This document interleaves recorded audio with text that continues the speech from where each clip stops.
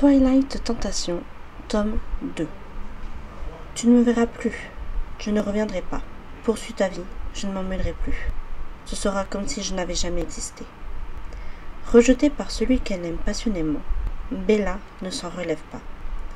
Fascinée par un vampire, comment pourrait-elle retrouver le goût à la pâle existence humaine? Elle entend la voix d'Edward et éprouve l'illusion de sa présence, comme s'il ne l'avait pas abandonnée. Bella échappera-t-elle à cette obsession amoureuse qui la hante? À quel prix? Ces plaisirs violents ont des fins violentes. Dans leurs excès, ils meurent, telle la poudre et le feu, que leur baiser consume. Roméo et Juliette, acte 2, scène 5. Prologue. On aurait dit que j'étais prise au piège d'un cauchemar terrifiant. Un de ceux où on est forcé de fuir, de courir, jusqu'à ce que les poumons donnent l'impression d'exploser, sans que l'on réussisse pourtant à bouger assez vite. Mes jambes paraissaient s'engourdir au fur et à mesure que je me frayais un chemin parmi les badauds insoucieux, alors que les aiguilles de l'immense horloge, elles, ne ralentissaient pas leur course. Animée par une force implacable, elle tournait, indifférente, se rapprochant inexorablement de la fin de tout. Je n'étais pas en train de rêver, cependant, et à la différence d'un mauvais songe, je ne cavalais pas pour sauver ma peau, mais quelque chose d'infiniment plus précieux. Ma propre survie ne pesait rien du tout à mes yeux ce jour-là. Selon Alice, nous avions l'une et l'autre de fortes chances de mourir. S'il n'avait pas été piégé par le soleil éclatant, cela se serait sans doute terminé autrement. Malheureusement, j'étais la seule à pouvoir traverser cette place bondée et baignée d'une lumière accablante. Or, j'étais incapable d'avancer plus vite. Voilà pourquoi il m'importait peu que nous fussions cernés par des ennemis si extraordinairement dangereux. Lorsque la cloche se mit à sonner l'heure, déclenchant des vibrations sous la plante de mes pieds, je compris que j'arrivais trop tard, et je fus soulagée qu'un destin sanglant attendait dans les coulisses. Car en échouant, je perdais tout désir d'exister. Un deuxième coup retentit, marquant le zénith exact du soleil. Chapitre 1. Une fête. J'étais sûre à 99,9% de rêver. Les raisons de ma certitude? Premièrement, je me tenais dans un rayon de soleil éclatant, le genre de lumière aveuglante que ne connaît pas ma ville d'adoption, l'humide Fox, dans l'état de Washington. Deuxièmement, je regardais ma grand-mère Marie. Vu que celle-ci était morte depuis 6 ans, les réalités de l'image étaient on ne peut plus tangibles. Grand-mère n'avait guère changé, et son visage ressemblait à celui dont j'avais conservé le souvenir. La peau en était douce et flétrie, plissée en dizaines de fines rides sous lesquelles saillait l'ossature, comme un abricot sec surmonté d'une touffe vaporeuse de beaux cheveux blancs. Nos lèvres, les siennes étrécies par les ans, s'étiraient sur le même demi-sourire surpris. Apparemment, elle non plus ne s'était pas attendue à me rencontrer. Je m'apprêtais à l'interroger. J'avais tant de questions à lui poser. Que fabriquait-elle dans mon rêve? Qu'avait-elle fait ces 6 dernières années? Grand-père allait-il bien? S'était-il retrouvé là où ils étaient à présent? Quand elle ouvrit la bouche, je me retins et la laissai parler. Nos traits prirent simultanément une expression un peu gênée. Bella? Ce n'était pas elle qui avait prononcé mon nom, et nous nous tournâmes pour dévisager le nouveau venu, bien que je n'eusse pas besoin de le voir pour deviner de qui il s'agissait. J'aurais reconnu cette voix n'importe où. J'aurais répondu à son appel, que je fusse éveillée, endormie ou morte, j'imagine. Pour elle, j'aurais marché sur des tissons ardents, ou de façon moins théâtrale, j'aurais enduré chaque jour le froid et une pluie incessante. Édouard. Il avança vers nous dans la lumière étincelante, et malgré l'émotion, consciente ou non, que sa présence provoquait en moi, en dépit aussi de la quasi-certitude que j'avais de rêver, je paniquais. Après tout, grand-mère, à l'instar de tout le monde, ignorait que j'aimais un vampire. Comment allais-je justifier que les rayons de soleil en entrant en contact avec sa peau explosaient en milliers d'éclats arc-en-ciel flamboyants, comme s'il avait été composé de cristaux ou de diamants? Tu auras sans doute constaté que mon petit ami scintille, grand-mère. Ne t'inquiète pas, c'est juste le soleil. Que fichait-il ici? Il y va à Forks, l'endroit le plus arrosé du monde, précisément pour pouvoir sortir en plein jour sans dévoiler le secret de sa famille. Pourtant, il était là, s'approchait gracieusement de moi, son visage angélique, arborant un sourire des plus magnifiques. À croire qu'il n'avait pas remarqué la présence de grand-mère. Pour le coup, je regrettais d'être la seule à échapper à son don mystérieux. D'ordinaire, j'appréciais qu'il ne sût lire dans mes pensées aussi clairement que si je les avais formulées à voix haute. À présent, j'aurais voulu qu'il m'entendît, qu'il perçût le cri d'alerte résonnant dans ma tête. Je jetai un coup d'œil angoissé à grand-mère et constatai qu'il était trop tard. Elle me retourna un regard aussi effrayé que le mien, sans se départir de son sourire, si beau que mon cœur parut enflé au point de vouloir exploser. Édouard posa son bras sur mes épaules et se tourna vers ma grand-mère. La réaction de cette dernière me désarçonna. Au lieu de sembler horrifiée, elle me contempla avec une moue penaude, l'air de s'attendre à ce que je la gronde. Par ailleurs, elle avait adopté une drôle de position. Le bras écarté maladroitement du corps, tendu et recourbé, comme si elle aussi avait enlacé une personne, que je ne distinguais pas un être invisible. Ce ne fut que lorsque je pris du recul et remarquai le grand cadre doré qui entourait la silhouette de ma grand-mère. Perplexe, je levai la main, qui n'en serrait pas la taille d'Édouard, et l'effleurai. Elle imita mon geste à la perfection.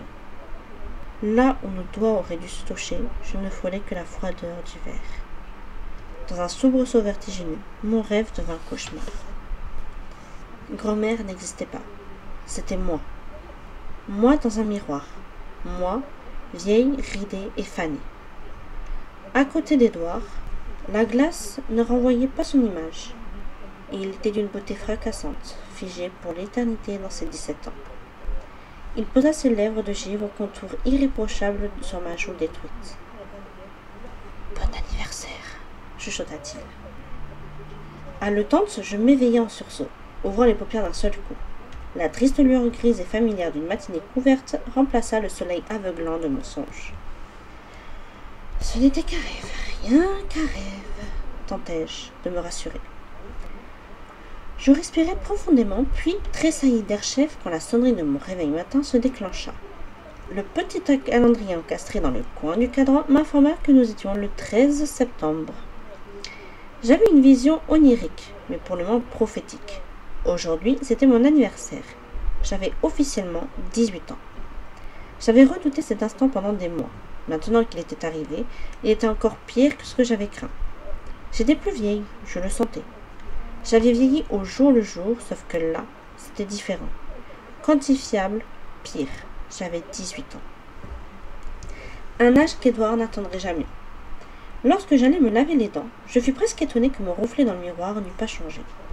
Je m'examinai, cherchant d'imminentes rides sur ma peau ivoire. Je ne distinguais cependant que celle de mon front, et je savais que si je parvenais à me détendre, elle s'effacerait. J'en fus incapable. Mes sourcils restèrent froncés en une ligne soucieuse, au-dessus de mes prunelles anxieuses. « Ce n'était qu'un rêve, » me répétai-je. Juste un rêve, et pourtant, mon pire cauchemar aussi. Pressé de quitter la maison, je sautai l'étape du petit déjeuner. Je ne réussis pas à éviter mon père, hélas, et fus contrainte de jouer la comédie du bonheur durant quelques minutes. Je m'efforçai de sembler ravie par les cadeaux que je lui avais demandé de ne pas m'acheter, luttant néanmoins contre les larmes à chacun de mes sourires. Sur le chemin du lycée, je tâchais de me ressaisir. L'image de grand-mère, car il était hors de question que ce fût la mienne, m'obsédait, et c'est rempli de désespoir que je me garai sur le parking et aperçus Édouard appuyé contre son étincelante Volvo gris-argent.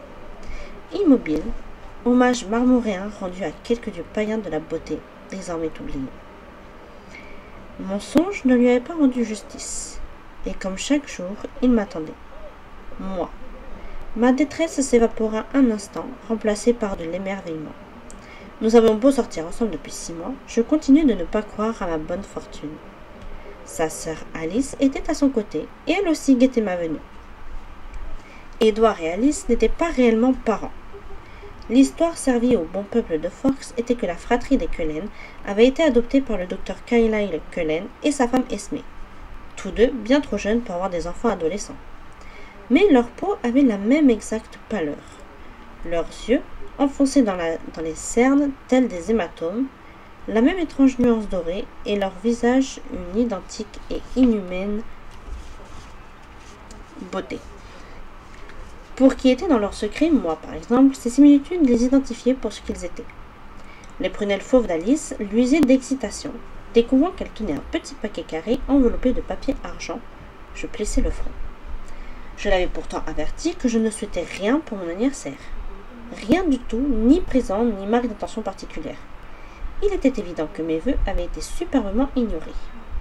Je claquai la portière de ma camionnette à plateau, une Chevrolet de 1953, déclenchant une averse de débris rouillés sur le bitume humide, et me dirigeai lentement vers les quelaines.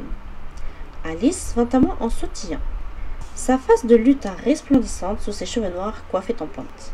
« Bon anniversaire, Bella !»« Chut !» sifflai-je, en regardant autour de nous pour m'assurer que personne ne l'avait entendu. La dernière chose que je désirais, c'était que mes camarades de classe célèbrent ce jour noir. « Tu ouvres ton cadeau maintenant ou plus tard ?» demanda-t-elle en faisant fi de ma réaction. « J'avais dit pas de cadeau » grommelai-je sur un tel ton qu'elle n'eut pas grand mérite à devenir mon humeur. « Très bien, ça attendra alors. As-tu aimé l'album photo que t'a envoyé ta mère? Et l'appareil de Charlie ?» Je soupirai. Naturellement, elle était au courant. Edouard n'était pas le seul de sa famille à avoir des talents particuliers. Alice avait sans doute vu ce que mes parents s'apprêtaient à m'offrir à l'instant même où ils avaient arrêté leur choix. « Oui, c'est super. Je trouve leur idée géniale. On est en terminale qu'une seule fois. Autant en profiter pour immortaliser les meilleurs moments de cette année. Combien de terminales as-tu effectué, toi? Ce n'est pas pareil. » Nous étions arrivés près d'Edouard. Il tendit la main, je m'en emparai avidement, oubliant l'espace d'un instant ma morosité. Comme toujours, sa peau était lisse, dure et très froide. Il serra doucement ma paume. Je plongeai dans ses iris topazes et mon cœur se serra lui aussi, mais plus violemment. Percevant les bégaiements de mon pouls, Edouard sourit, puis souleva sa main libre pour caresser le dessin de mes lèvres d'un doigt frais. Sauf erreur de ma part, et si je me souviens bien d'une certaine conversation, je ne suis pas autorisée à te souhaiter un joyeux anniversaire, susurra-t-il. C'est bien ça. En effet. Son débit fluide et ses intonations soignées étaient inimitables, héritage d'une langue qu'on avait parlé 100 ans plus tôt. Je préférais m'en assurer, badina-t-il en passant ses doigts à travers le désordre de sa chevelure cuivrée. Au cas où tu aurais changé d'avis. La plupart des gens semblent heureux de l'événement et des présents qui l'accompagnent. Alice s'esclaffa, et son rire carillon du vent tinta comme de l'argent. « Toi aussi tu vas adorer Bella !» me promit-elle. « Aujourd'hui, tout le monde est censé être au petit soin pour toi et exaucer tes moindres petits désirs. Que pourrait-il t'arriver de pénible ?»« De vieillir !» J'avais répliqué à cette question rhétorique d'une voix moins assurée que je l'aurais voulu. Le sourire d'Edouard se figea. « 18 ans, ce n'est pas si âgé !» objecta sa sœur. En général, les femmes attendent d'avoir la trentaine pour refuser de fêter leur anniversaire, non? C'est plus qu'Edouard, bougonnai-je. L'intéressé soupira. Techniquement, certes, admit Alice, sans se départir de son entrain. Ça ne représente qu'une toute petite année, cependant. Force m'était d'admettre que oui, un an ou deux de plus ou de moins ne constituait pas un gouffre en effet, à condition que je fusse certaine d'obtenir le futur que je voulais, à savoir rester pour toujours aux côtés d'Edouard et des Quellen, et pas en tant que croulante chenue si possible. Edouard était fermement opposé à tout avenir impliquant ma transformation. Il refusait que je deviensse comme lui, immortel. Il qualifiait notre situation d'impasse. Très franchement, je ne comprenais pas son obstination. Qu'est-ce que l'état de mortel avait de si formidable? En comparaison, une existence de vampire ne paraissait pas si terrible. En tout cas, pas quand on observait les Quellen. « À quelle heure seras-tu chez nous ?» poursuivit Alice en changeant de sujet. Rien qu'à son expression, je devinais qu'elle mijotait précisément ce à quoi j'avais espéré échapper. Parce que j'y suis attendue. Première nouvelle. Oh, s'il te plaît, Bella, tu n'as quand même pas gâché notre plaisir, hein? Je croyais qu'aujourd'hui c'était moi qui décidais de ce que je voulais ou pas. Je passerai la chercher chez Charlie, après les cours, intervint Edouard, comme si je n'existais pas. Je pense, protestai-je. Non, non, non, me détrompa Alice, très contente d'elle. Je me suis arrangée avec Madame Newton et elle a accepté d'échanger ses heures de vendredi au magasin avec toi. À propos, elle te présente tous ses vœux. Et puis je n'ai pas le temps, bégayai-je en me creusant la tête pour trouver une excuse. Je n'ai pas encore regardé Roméo et Juliette pour le cours d'anglais. Tu connais la pièce par cœur, rétorqua Alice. Oui, mais Monsieur Mason nous a conseillé d'en voir une représentation afin de l'apprécier pleinement. C'est ce que voulait Shakespeare. Édouard leva les yeux au ciel. Tu as déjà visionné des adaptations, insista sa sœur. Pas celle des années 60. Monsieur Mason soutient que c'est la meilleure. Alice finit par perdre patience. Sa mine satisfaite s'effaça et elle me toisa avec dureté. Écoute, Bella, tu as le choix entre deux solutions, murmura-t-elle, la facile et la difficile. Et quoi que tu... Du calme, l'interrompit Édouard. Si Bella a envie de regarder un film à sa guise, après tout, c'est son anniversaire. Exactement, renchéris-je. Je l'amènerai à la maison vers 19h, continua-t-il. Cela ne te laissera plus de temps pour les préparatifs. Le rire argentin d'Alice résonna une nouvelle fois. Très bien, dit-elle. Tu n'y échapperas pas, Bella. Je te garantis qu'on va s'amuser. Elle m'adressa un sourire radieux qui dévoila ses admirables dents luisantes. Puis m'embrassa sur la joue et s'éloigna en direction de son premier cours d'une démarche dansante. Je t'en prie, Édouard, commençai-je. On en discutera plus tard, me coupa-t-il en posant un doigt sur ma bouche. On va être en retard. C'est dans l'indifférence générale que nous nous assîmes à nos places habituelles, au fond de la classe. Nous sortions ensemble depuis trop longtemps pour continuer à susciter les ragots. Même Mac Newton avait cessé de m'accabler de ses regards lugubres qui, au début, m'avaient quelque peu culpabilisé. Il me sourit et je constatai avec plaisir qu'il avait l'air d'avoir accepté que nos relations se limitent à de l'amitié. Mike avait changé durant l'été. Son visage avait perdu ses rondeurs, rendant ses pommettes plus proéminentes, et il arborait une nouvelle coiffure. Les cheveux courts et irisés avaient laissé place à des mèches blondes, plus longues et artistiquement enduites de gel, afin de donner une impression de désordre décontracté. Si sa source d'inspiration était évidente, l'allure d'Édouard était toutefois de celle que l'on ne limite pas. Au fil des heures, j'échafaudais différentes stratégies pour éviter la soirée qui se préparait chez les Cullen. Je n'étais pas d'humeur à faire la fête. Qui plus est, la surprise qu'on me réservait comprendrait forcément beaucoup d'attention. Or, les maladroits enclins aux catastrophes, dont je suis, s'arrangent pour éviter d'être le centre du monde. Qui apprécie être sur le feu de la rampe alors que le ridicule, se casser la figure par exemple, menace, telle une épée de Damoclès. Il y aurait aussi des cadeaux, alors que j'avais très spécifiquement demandé, exigé plutôt, que l'on les évitât cette année. J'avais l'impression que Charlie et René n'étaient pas les seuls à avoir décidé d'ignorer mes ordres. Je n'avais jamais roulé sur l'or, ce qui m'indifférait. René m'avait élevé sur son salaire d'institutrice en école maternelle. Quant à Charlie, ce n'était pas son boulot, chef de la police de la minuscule bourgade de Forks, qui l'enrichissait. Mes uniques revenus personnels, si je les devais à mes 3 jours de travail par semaine, dans la boutique de sport des parents de Mike. Je m'estimais d'ailleurs heureuse d'avoir décroché un job dans une ville aussi petite. Le moindre centime de mon salaire allait grossir les économies microscopiques destinées à mes études universitaires. La fac, c'était le plan B. Je m'acharnais à croire à la réalisation du plan A, en dépit de l'entêtement d'Édouard à vouloir que je reste humaine.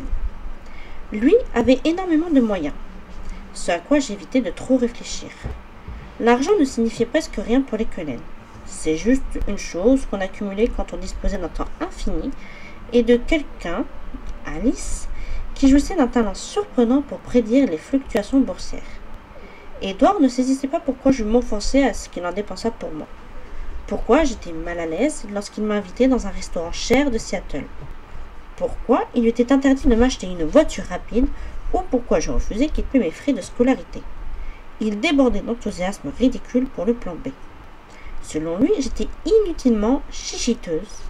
Mais comment aurais-je pu l'autoriser à me donner quoi que ce soit quand je n'étais pas à même de lui rendre l'appareil? Pour d'insondables raisons, il désirait ma compagnie et c'était déjà trop. Tout ce qu'il y ajouterait ne ferait que renforcer le déséquilibre qui nous séparait. La matinée passa, ni Édouard ni Alice ne revenant sur le sujet de mon anniversaire. Je me détendis un peu. À midi, nous nous installâmes à notre table habituelle.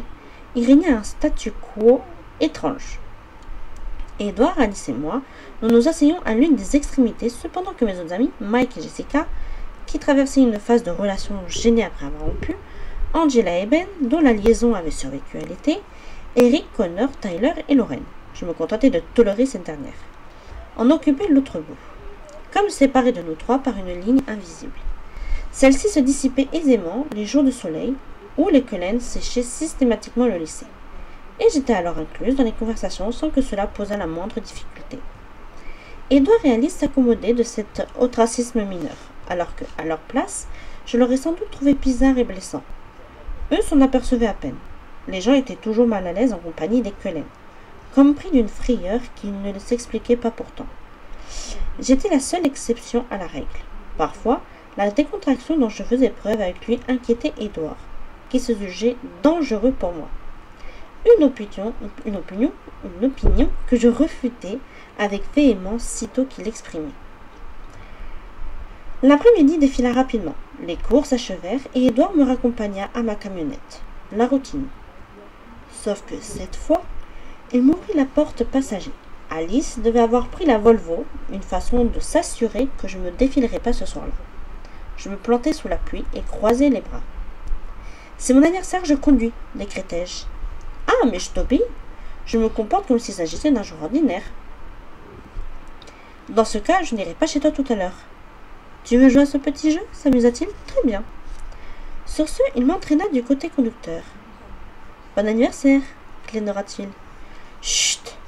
Bon gré mal gré, je m'installai derrière le volant, regrettant déjà qu'il n'eût pas choisi l'autre solution. « Cet appareil est nul, se plaignit-il en tripotant la radio tandis que je quittais le parking. Je fronçai les sourcils, vexé qu'il s'en prit à ma vieille Chevrolet. Pour moi, elle était géniale, elle avait de la personnalité. « Si tu veux de la bonne musique, tu n'as qu'à te servir de ta voiture, ripostai-je. J'étais si nerveuse à la perspective de ce qu'Alice me concoctait que je montrais plus sèche que j'en avais eu l'intention. D'ordinaire, la présence d'Edouard me rendait d'humeur égale et sereine. Il réprima un sourire. Lorsque je me garai devant chez Charlie, les mains d'Edouard tendres et prudentes enveloppèrent mon visage.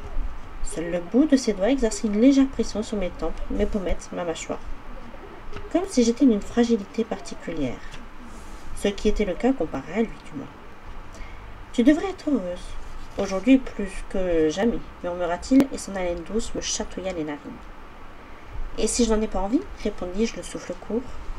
Alors c'est vraiment dommage, dit-il en me vrillant de ses iris dorés et incandescents. Lorsqu'il se pencha et colla ses lèvres de glace aux miennes, j'avais déjà la tête qui tournait, tombant dans le piège qu'il m'avait délibérément tendu. J'oubliai mes angoisses et me concentrai pour ne pas oublier de respirer.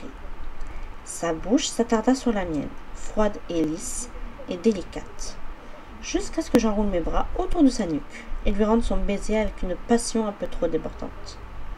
Je le sentis sourire, puis il me relâcha et déverrouilla son étreinte. Edouard avait posé de nombreuses limites à notre relation physique, dans l'unique but de me garder vivante. Si en général j'observais la règle, exigeant que je maintienne ma peau à une saine distance de ses dents aiguisées, comme des lames de rasoir, et enduites de venin, j'avais tendance à négliger ces détails triviaux lorsqu'il m'embrassait. « Sois-je sage ?» chuchota-t-il. Il déposa un ultime baiser sur ma bouche, puis s'écarta en prononçant de croiser mes bras sur mon ventre. Les battements de mon cœur m'assourdissaient. Je portai une main à ma poitrine, sentis la chamade sous ma peau. « Crois-tu que j'arriverai un jour à me maîtriser ?» demandai-je à voix haute. Plus pour moi que pour lui. « Que mon pouls cessera-t-il de s'emballer chaque fois que tu me touches ?» J'espère bien que non, plaisanta-t-il. Bon, allons voir comment les Montaigu et les Capulet s'exterminent, décidai-je en lui lançant un coup d'œil irrité. Vos désirs sont des ordres, mademoiselle. Edouard se vautra sur le canapé, cependant que je chargeais la vidéo et faisais défiler le générique en mode accéléré. Lorsque je me perchai à l'extrémité du divan, il enserra ma taille et m'attira contre son torse. Celui-ci n'était pas aussi confortable qu'un coussin, vu sa dureté, sa froideur, sa perfection statuaire, mais je le préférais de loin. Attrapant le vieux plaid qui dissimulait le dos du sofa, il m'enveloppa dedans pour éviter que je gèle à son contact. « Roméo m'a toujours tapé sur les nerfs, » m'annonça-t-il d'emblée. « Que lui reproches-tu » répliquai-je, quelque peu offensé car c'était un de mes personnages préférés. Jusqu'à ce que je rencontre Edouard, j'avais une sorte de béguin pour lui. Eh bien, pour commencer, il est amoureux fou de Rosalie. ce qui ne l'empêche pas de s'enticher très vite de Juliette. Tu ne trouves pas que ça lui donne des airs d'inconstant? Ensuite, quelques minutes à peine après son mariage avec Juliette, il tue le cousin de celle-ci. Pas très malin. Il accumule des erreurs, ce type. Il aurait voulu détruire son bonheur tout seul, qu'il ne serait pas pris autrement. Tu préfères que je le regarde seul, soupirai-je?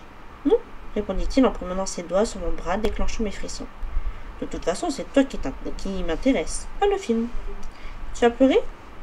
Si je suis attentive, sûrement, admis-je. Alors, je ne te distrairai pas.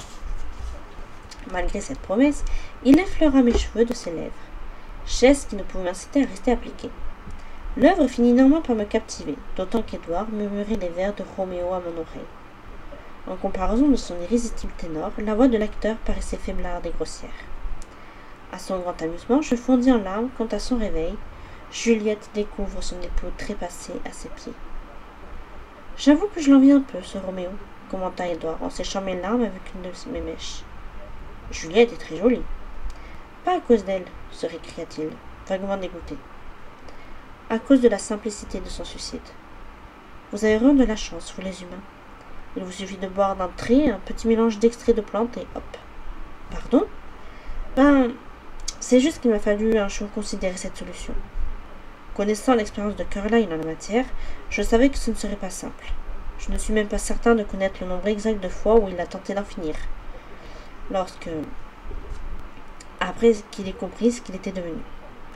Or, il est toujours en excellente santé, ajouta-t-il sur un ton plus désinvolte. Mais qu'est-ce que tu racontes? M'indignai-je en me dévissant le cou pour le toiser. Qu'est-ce que ça signifie? Il m'a fallu considérer cette solution. C'était au printemps dernier, quand tu as failli être tué. Il s'interrompit, respira profondément et s'efforça de reprendre un ton badin.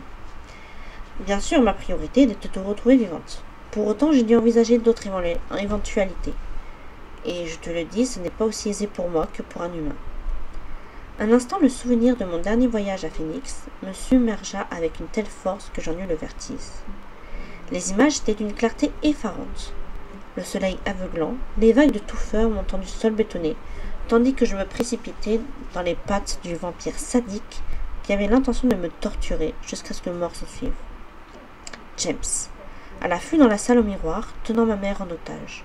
Du moins c'est ce que j'avais cru, alors n'ayant pas deviné qu'il s'agissait d'une ruse. Mais de son côté, James n'avait pas pressenti qu'Édouard se ruait à mon secours. Il était pourtant arrivé à temps, même si je l'avais échappé belle. Inconsciemment, mes doigts caressèrent la cicatrice en forme de lune sur ma main, toujours plus froide que le reste de ma peau. Je secouai la tête pour me débarrasser de ces désagréables réminiscences, et, le cœur au bord des lèvres, revint en application de ce qu'Édouard avait sous-entendu. D'autres éventualités, répétai-je. Enfin, voyons, s'exclama-t-elle, abasourdie par ma naïveté. Il était évident que je ne comptais pas vivre sans toi. Mon seul problème, c'était la façon dont j'allais m'y prendre. Inutile d'espérer l'aide d'Emmet ou de Jasper. Alors, j'ai songé à me rendre en Italie pour provoquer des Volturi. Il plaisantait. Pourtant, ses prunelles dorées étaient graves, concentrées sur un lointain qui ne lui parlait que de sa propre faim. Tout à coup, je cédai à la colère. « C'est qui ces Volturi, aboyai-je ? » Une famille, répondit-il d'une voix absente. Un clan très ancien et très puissant de notre espèce. Ce qui, pour nous, se rapprochait de plus d'une famille royale, j'imagine. À ses débuts, Carlyle a brièvement vécu avec eux, avant qu'il décide de gagner l'Amérique. Tu te rappelles? Oui. Je n'étais pas prête d'oublier la première fois où j'ai mis les pieds chez les Cullen. Une immense villa blanche isolée dans la forêt près de la rivière. Ni la pièce où Carlyle, le vrai père d'Édouard, à plus d'un titre, avait aménagé tout un mur de tableaux qui racontait son histoire personnelle. La toile la plus remarquable, aux couleurs des plus vives, la plus grande aussi, représentait la période italienne de sa vie. Je revoyais sans peine les 4 personnages au visage séraphique installés sur un balcon, observateurs du chaos bigarré qui régnait sous eux. En dépit des siècles, Carlyle, l'ange blond, n'avait pas changé. Je me souvenais également des 3 autres. Les premières relations de celui qui deviendrait par la suite le docteur Cullen. Édouard n'avait jamais employé le nom des Volturi pour désigner le trio magnifique. Un homme aux cheveux blancs et ses amis bruns. Ils avaient appelé Haro, Marcus et Caius, les ténébreux protecteurs des arts. Bref, On n'irrite pas les Volturi, reprit Édouard, interrompant ma rêverie, sauf à souhaiter mourir, ou du moins à subir le sort qui nous était réservé à nos autres vampires. Ma fureur tourna à l'effroi. Prenant son visage marmoré entre mes mains, je le serrai très fort. Je t'interdis d'avoir pareilles idées à l'avenir. Quoi qu'il puisse m'arriver, je t'interdis de te détruire. Je n'ai pas l'intention de t'exposer à de nouveaux dangers. Alors le sujet était clos. M'exposer. Je croyais que nous étions d'accord là-dessus. La malchance qui me poursuit relève de ma seule faute. Que tu oses penser différemment est intolérable. J'étais de plus en plus furieuse. L'idée qu'Édouard cessa d'exister m'était insupportablement douloureuse, quand bien même aurais-je été morte. Comment réagirais-tu à ma place? Ce n'est pas pareil, il ricana. Si c'était à toi qu'il t'arrivait quelque chose, suggérais-je en glissant à cette perspective, voudrais-tu que je me suicide? Une vague de tristesse traversa ses traits. Je comprends ton point de vue, un peu, avoua-t-il. Mais que ferais-je sans toi? Ce que tu faisais avant que je débarque dans ta vie et te complique les choses. Ainsi formulé, ça paraît tellement simple, soupira-t-il. Ça l'est. Je ne suis pas très intéressante, tu sais. Il faillit protester, renonçant. Ce sujet-là est clos lui aussi, conclut-il. Brusquement, il se redressa, adopta une position plus formelle et m'écarta de façon à ne plus me toucher. Charlie, devinai-je? Il sourit. Quelques instants plus tard, j'entendis la voiture de patrouille glisser sur le gravier de l'allée. Je pris la main d'Édouard dans la mienne et m'y agrippai fermement. Mon père était capable de supporter au moins ça. Charlie entra, chargé d'une pizza. « Bonjour les enfants !» nous salua-t-il. « Je me suis dit que tu apprécierais être débarrassé de la cuisine et de la vaisselle le jour de ton anniversaire, » précisa-t-il à mon intention. « Vous avez faim ?»« Bien sûr, merci papa. » Charlie ne fit aucun commentaire sur le manque d'appétit de mon compagnon. Il avait l'habitude. « Puis-je vous emprunter Bella pour quelques heures ?» demanda Édouard, le dîner terminé. Je guettais la réaction de mon père avec anxiété, ignorant s'il était ceux qui considèrent que les anniversaires sont une affaire strictement familiale. Pas de problème, répondit-il, me condamnant ainsi à la soirée chez les Cullen. Il y a un match Mariners Sox. Je ne serai pas de très bonne compagnie. Tiens, n'oublie pas ça. Il me lança l'appareil qu'il m'avait offert sur les conseils de René, histoire de justifier l'achat de l'album, j'imagine. Il aurait dû se rappeler une question coordination. J'avais toujours été handicapée. L'objet effleura le bout de mes doigts, puis tomba. Et seule la promptitude des doigts empêcha qu'il s'écrase au sol. Bien joué, commenta Charlie. Tu connais ta mère, Bella. Elle trépigne à l'idée de voir tes photos. Bonne idée, renchérit Édouard en me tendant l'engin. Je cadrai son visage et réalisai son premier cliché. Il fonctionne. Super. Moi, amusez-vous bien les enfants. Voilà qui était une façon claire et nette de nous congédier. D'ailleurs, Charlie avait déjà gagné le salon et la télé. Devant ma camionnette, Édouard m'invita de nouveau à m'installer côté passager. Cette fois, je ne protestais pas. Dans l'obscurité, j'avais toujours du mal à ne pas rater le chemin conduisant chez lui. Il prit la direction du nord et nous traversâmes Forks. Mon chauffeur était visiblement irrité par la vitesse réduite que lui imposait ma Chevrolet préhistorique. Le moteur gronda encore plus fort que d'ordinaire quand il dépassa les 80 km/h. Doucement, l'avertis-je. Tu sais ce qui te plairait vraiment? Un joli petit coupé Audi, puissant et très silencieux. Ma voiture me convient parfaitement. Et à propos de dépenses inutiles, si tu tiens à la vie, tu as intérêt à ne rien avoir m'acheter pour mon anniversaire. Je n'ai pas déboursé un sou, me jura-t-il, la vertu incarnée. Bien. Tu me rendrais service? Ça dépend. Bella, soupira-t-il soudain sérieux. Le dernier vrai anniversaire que nous avons célébré a été celui d'Emmett en 1935. Alors, je t'en prie, laisse-nous un peu de nous et fais un effort. La famille est super enthousiaste. Les réflexions de ce genre me désarçonnaient toujours un peu. Je vais essayer, promis-je. Il faut aussi que je te prévienne. Oui. Tout le monde est à la maison. Pardon? M'étranglai-je. Emmett et Rosalie sont revenus d'Afrique? La population de Forks, elle, croyait les aînés des Cullen à l'université de Dartmouth. Emmett souhaitait être présent. Et Rosalie? Ne t'inquiète pas, elle saura se tenir. Je ne relevais pas. À quoi bon? L'appréhension était là, et je ne me quitterai pas. Contrairement à Alice, l'autre sœur d'Édouard, l'équise et blonde Rosalie, ne m'appréciait guère. Une litote. Pour elle, j'étais une intruse dans le secret des Cullen, et je me sentais coupable de l'absence prolongée du couple. Emmett, plaisantin aux allures d'ours me manquait. De bien des manières, il évoquait le frère aîné que je n'avais jamais eu, en beaucoup plus terrifiant, certes. Si je n'ai pas le droit de t'offrir l'audi, reprit Édouard en changeant de sujet, y a-t-il d'autres cadeaux que tu accepterais? Est-il nécessaire que je te répète ce que j'attends de toi? Contrais-je à voix basse. Il fronça aussitôt les sourcils, regrettant de ne pas s'être tenu aux difficultés que soulevait Rosalie. Pas ce soir, s'il te plaît, Bella. La dispute n'était pas nouvelle. Tant pis. Alice sera peut-être d'accord, elle. Ne rêve pas, riposta-t-il. Ceci ne sera pas ton dernier anniversaire.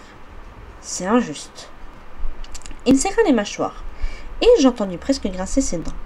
Nous arrivions chez lui. Toutes les fenêtres du rez-de-chaussée et du premier étage étaient illuminées. Une longue guirlande de lanternes japonaises était suspendue à l'avant du toit du porche, éclairant d'une lumière douce les immenses cèdres qui entouraient la maison. De grandes vasques de roses étaient alignées de chaque côté et des larges marches menant à la porte d'entrée. Je gémis. C'est une fête, me rappela Édouard après avoir soufflé un bon coup pour se calmer. Tâche de jouer le jeu. Compte sur moi, marmonnai-je. Il fit le tour de la camionnette et m'offrit son bras. J'ai une question. Il se raidit sur le qui-vive. Si je donne la pellicule à développer, apparaîtras-tu sur les photos? Demandai-je en agitant l'appareil. Il s'esclaffa et m'aida à descendre de la voiture, en m'entraînant vers le perron. Il riait encore quand il ouvrit le battant et s'effaça devant moi. Tous les quelaines étaient réunis dans l'immense salon blanc, et c'est un chœur de félicitations bruyantes qui m'accueillit. Embarrassé, je baissai les yeux. Alice, qui d'autre, avait couvert de chaque surface disponible de bougies et de vases, en cristal rempli de centaines de roses. Près du piano à queue d'Édouard, sur une grande table nappée de blanc, il y avait un vaste gâteau au glaçage rose, d'autres fleurs, une pile d'assiettes en verre et un petit tas de cadeaux enveloppés de papier argent. C'était 100 fois pire que ce que j'avais imaginé. Devinant ma détresse, Édouard enlaça ma taille et déposa un baiser encourageant sur le sommet de mon crâne. Ses parents, plus jeunes et plus beaux que jamais, étaient tout près de l'entrée. Esmé me sera prudemment contre elle et ses cheveux soyeux couleur caramel effleurèrent ma joue, quand elle m'embrassa mon front. Caroline me prit par les épaules. « Désolée, Bella, chuchota-t-il en aparté. Nous n'avons pas réussi à réfréner les ardeurs d'Alice. » Derrière venaient Emmett et Rosalie. Cette dernière avait le visage fermé et elle n'était pas hostile. Emmett, lui, arborait un grand sourire. Ne les ayant pas vus depuis des mois, j'avais oublié la beauté de Rosalie, si extravagante qu'elle était presque douloureux de la regarder. Quant à son compagnon, avait-il toujours été aussi imposant? Tu n'as pas changé, se moqua-t-il, faussement déçu. J'espérais une différence perceptible, mais tu rougis toujours autant. Merci beaucoup, dis-je en m'empourprant encore plus. Il pouffa. Je dois m'absenter 1 minute, ajouta-t-il avec un clin d'œil ostentatoire à sa plus jeune sœur. Attendez-moi pour commencer à vous amuser. Abandonnant la main de Jasper, Alice, aux anges, s'approcha de sa démarche sautillante. Son compagnon, mince et blond, souriait lui aussi, mais il gardait ses distances, appuyé au pilier soutenant la rampe de l'escalier qui conduisait aux étages. Durant les jours que nous avions passés ensemble, enfermés dans un hôtel de Phoenix, j'avais cru qu'il avait surmonté sa répulsion à mon égard. Cependant, sitôt libéré de l'obligation de me protéger, il avait renoué avec son ancienne attitude qui consistait à m'éviter le plus possible. Sachant que ça n'avait rien de personnel, s'il agissait juste d'une mesure de précaution, je m'efforçais à ne pas y accorder trop d'importance. « C'est l'heure des cadeaux !» décréta Alice. Me prenant par le coude, elle me conduisait à la table. « Alice, marmottai-je avec des airs de martyr, je t'avais dit que je ne voulais rien. Et je ne t'ai pas écouté, me coupa-t-elle, ravie d'elle-même. Déballe celui-là, m'ordonna-t-il ensuite en me débarrassant de l'appareil photo et en fourrant un paquet carré dans les mains. L'objet était si léger qu'il paraissait vide. L'étiquette annonçait qu'il venait d'Emmett, de Rosalie et de Jasper. Gêné, je défis le papier argenté, contemplai le carton. Il s'agissait d'un magin électronique dont le nom comportait des tas de nombres.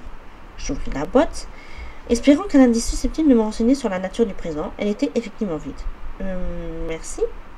Jasper éclata de rire et même Rosalie se fendit d'un rictus amusé.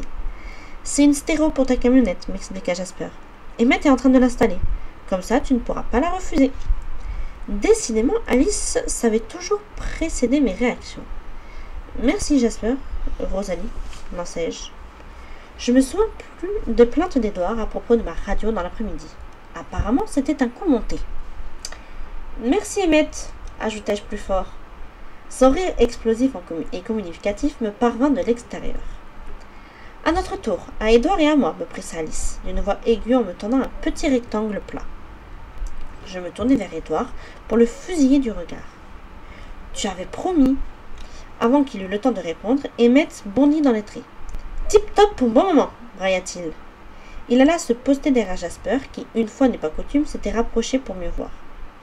Je n'ai pas dépensé un sou, m'assura Edouard. Il écarta une mèche de mes cheveux et je frissonnai à son contact. Très bien, cédai-je. Emmett rigola, amusé. Je m'emparai du cadeau et, adressant une mimique agacée à Edouard, glissai mon doigt sous l'emballage pour décoller celui-ci. Zut, ronchonnai-je lorsque l'arrêt du papier entama ma peau. Je retirai mon doigt pour inspecter les dégâts. Une unique goutte de sang perlait d'une minuscule coupure. Soudain, tout se passa très vite. Non, rugit Edouard. Il se jeta sur moi, me précipitant en travers de la table qui s'écroula, envoyant au diable gâteau, présent, fleurs et assiettes. Je tombai dans un éparpillement de cristal brisé. Jasper heurta Edouard avec un bruit sourd qui évoquait un éboulement de rocher. Un grondement sinistre monta de sa poitrine et il tenta de repousser son aîné. Ses dents claquèrent à quelques centimètres du visage d'Edouard. Aussitôt, Emmett l'attrapa par derrière et l'immobilisa dans l'étau de ses bras impressionnants. Jasper se débattit, un éclat sauvage allumant ses iris fixés sur moi. Après le choc initial vint la douleur. Je m'étais affalée près du piano et d'instinct avait tendu les mains pour amortir ma chute. De ce fait, elles avaient plongé droit dans les débris de verre. Tout à coup, je sentis une souffrance irradiant mon avant-bras, du poignet au coude. Désorientée, ahurie, je me détournai du sang rouge vif qui dégoulinait. Je découvris avec le regard fiévreux de 6 vampires brusquement assoiffés.